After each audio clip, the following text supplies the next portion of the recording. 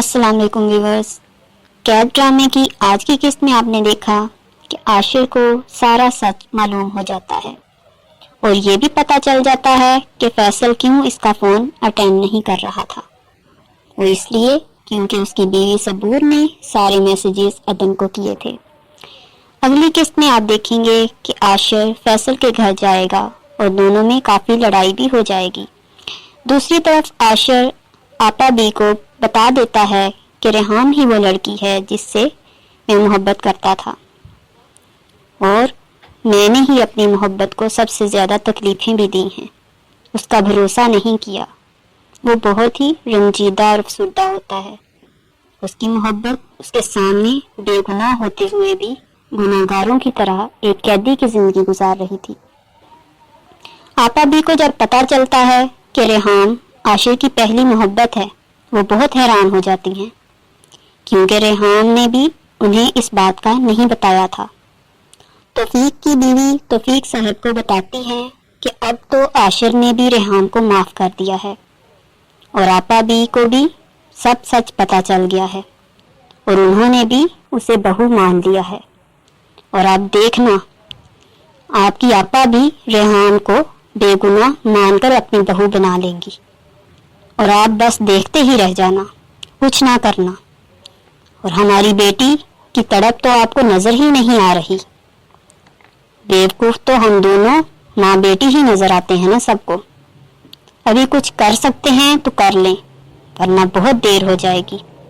توفیق صاحب کہتے ہیں نہیں، میں ایسا نہیں ہونے دوں گا۔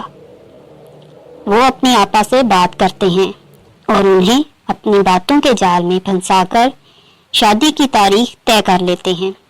اور عاشر جب آفس سے آتا ہے تو توفیق صاحب عاشر سے کہتے ہیں عاشر میری بات تو سنتے جاؤ۔